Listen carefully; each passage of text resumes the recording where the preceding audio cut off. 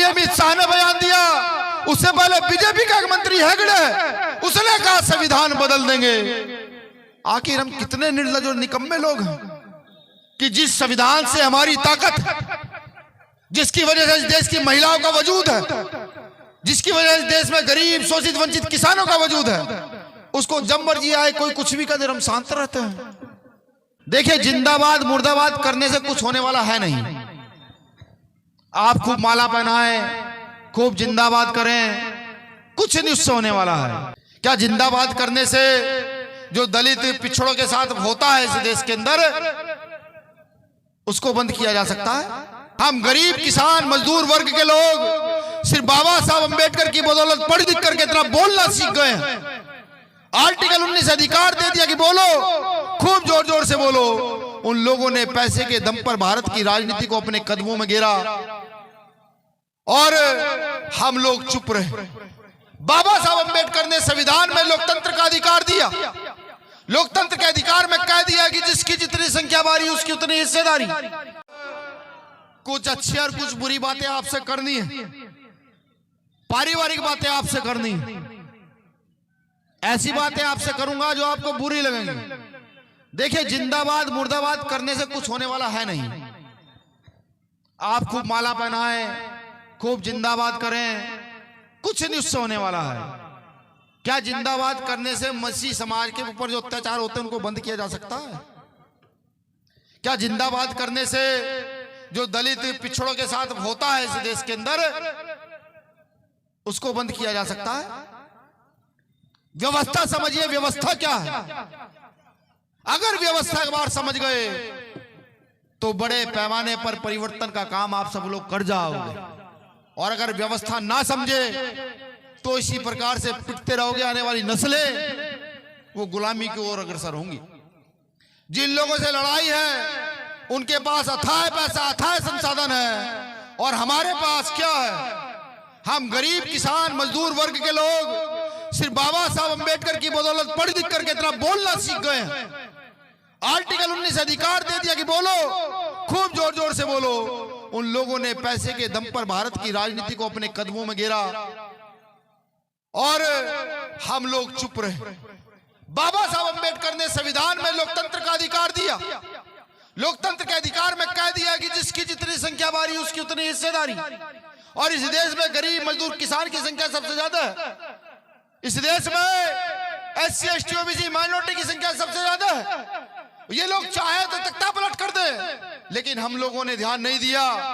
बाबा साहब के द्वारा दिए गए अधिकार को पा करके हम लोग टीवी और बीवी में खुश हो गए। जब हम टीवी और बीवी में खुश हुए तो मनुवादी व्यवस्था के लोगों ने इस देश को अपने कब्जे में किया और इस देश को अपने कब्जे में करने के बाद बाबा साहब का अपमान करना शुरू किया। बाबा साहब अंबेडकर को गाली देनी शुरू की। अभी अमित शाह ने बयान दिया, उससे पहले बीजेपी का एक मंत्री हेगड़े, उसने कहा संविधान बदल देंगे। आखिर हम कितने निर्लज और निकम्मे लोग हैं कि जिस संविधान से हमारी ताकत, जिसकी वजह से इस देश की महिलाओं का वजूद है, जिसकी वजह से इस देश में गरीब शोषित वंचित किसानों का वजूद है, उसको जब मर्जी आए कोई कुछ भी कर, हम शांत रहते हैं। क्या पुतले जलाना समाधान है? जिन लोगों से लड़ाई है उनसे कहो माफी मांगो, मांग लेंगे। उनके पुरखों ने माफिया मांगी है। अंग्रेजों के सामने घुटने टेक के कह दिया हमें माफ कर दो। ना यानी कितने क्रांतिकारियों को फांसी चढ़ा दिया। नहीं, ये समाधान नहीं है। समाधान तो यह है कि लोकतंत्र की ताकत को समझते हुए इस देश का शोषित वंचित वर्ग एकजुट हो, इस देश का SC ST OBC माइनॉरिटी एकजुट हो और धर्म के आधार पर नहीं, जाति के आधार पर नहीं, व्यवस्था के आधार पर अपने वोट का सही प्रयोग करे और एक ताकत का निर्माण करे। कैसी ताकत? जो ताकत कभी जगदेव प्रसाद कुशवाहा चाहते थे, जो ताकत कभी रामस्वरूप वर्मा चाहते थे, जो ताकत कर्पूरी ठाकुर चाहते थे, जो ताकत साहब मान्यवर काशीराम ने इस देश में स्थापित की, जो ताकत यहाँ लोहिया साहब चाहते थे, जो ताकत कभी मुलायम सिंह यादव ने स्थापित की, उस ताकत का निर्माण करें।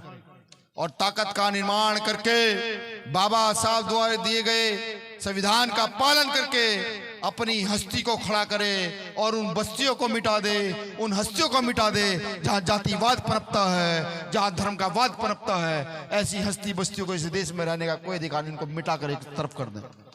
यही समाधान है, दूसरा कोई समाधान नहीं है।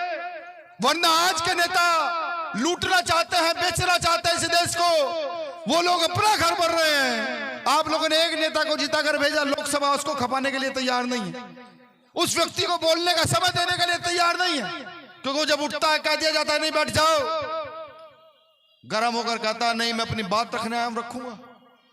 लेकिन क्या एक अकेला व्यक्ति सारे काम कर सकता है क्या? हम लोगों को कोई जिम्मेदारी नहीं है। अपने गिरवान में जाकर पूछेगा आप कितना प्रचार करते हैं, अपने पार्टी संगठन का कितना प्रचार करने का काम करते हैं, हर रोज कितने लोगों को जोड़ने का काम करते हैं, लोकतंत्र को कितना मजबूत करने का काम करते हैं? नहीं करते हो। ये काम करना शुरू कर दो तो मुझे लगता है मुझे आने वाले समय में जब मसीह समाज बुलाएगा तो वो मुझे दुख में नहीं खुशी में बुलाएगा कि भैया आइए आकर के साथ क्रिसमस मनाएंगे। मुझे आने वाले समय में जब ओबीसी समाज बुलाएगा तो खुशी में बुलाएगा, कहेगा भैया आइए आज महात्मा ज्योतिबा फुले की जयंती मनाएंगे, आज ललित सिंह यादव की जयंती बड़े पैमाने पर मनाएंगे, तब मुझे यहाँ बुलाया जाएगा।